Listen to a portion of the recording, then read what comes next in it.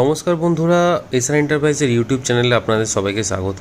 তো বন্ধুরা, আজকে আর একটা নতুন ভিডিও নিয়ে চলে এসেছি। আজকের ভিডিওটা আরও ইন্টারেস্টিং হতে চলেছে। আজকে আমরা দেখাবো কিভাবে ডাইরেক্ট সোলার প্যানেল থেকে একটি সাবমার্সেবল পাম্প কিভাবে চলছে। তো এখানে আমরা দুখানা মনোপার্ক